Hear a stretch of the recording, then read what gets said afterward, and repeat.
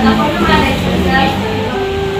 Ngayong umaga, susubukan natin ang yung palaman tungkol sa iba't ibang salik na nagkuwenta sa ating mga pangangailangan at kagustuhan. Unahin muna natin tawagin ang mga players.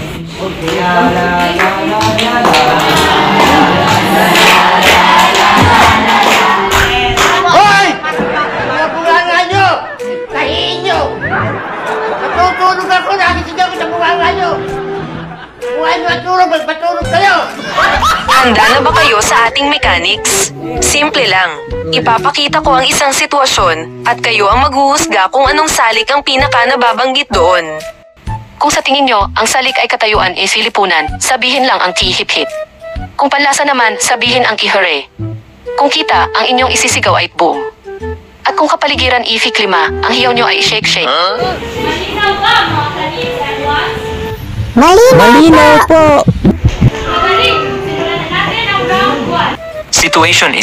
Si Manager Roy ay bumili ng bagong luxury car dahil sa tingin niya, mas makakatulong ito sa pagpunta niya sa importanteng business meetings at pagpapanatili ng profesional na imahe ng kanyang kumpanya. Anong salik ito?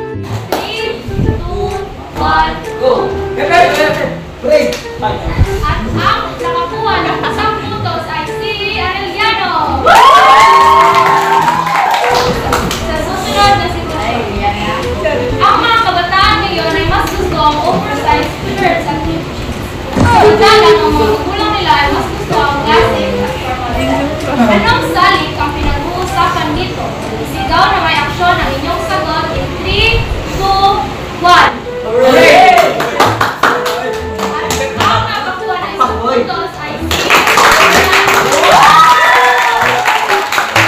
bago natin ipagpatuloy ang ating intro, atin mo nang ito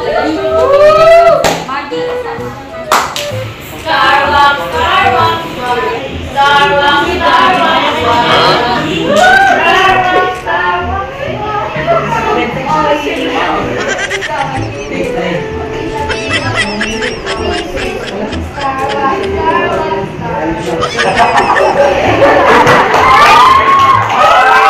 Ready na sa pangatlo. Here we go. Situation 3.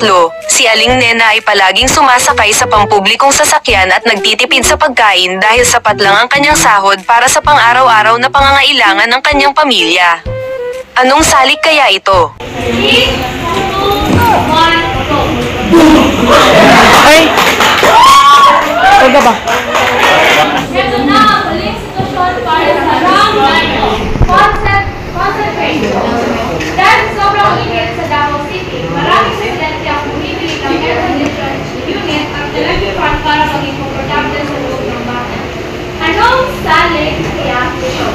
Last chance at ang mga kayo. 2, 3, go!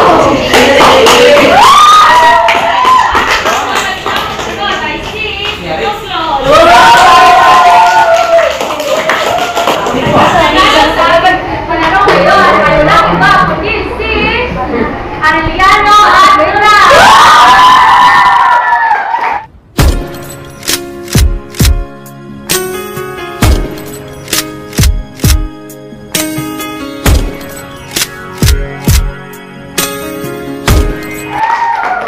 At dyan nagtatapos ang ating season 1.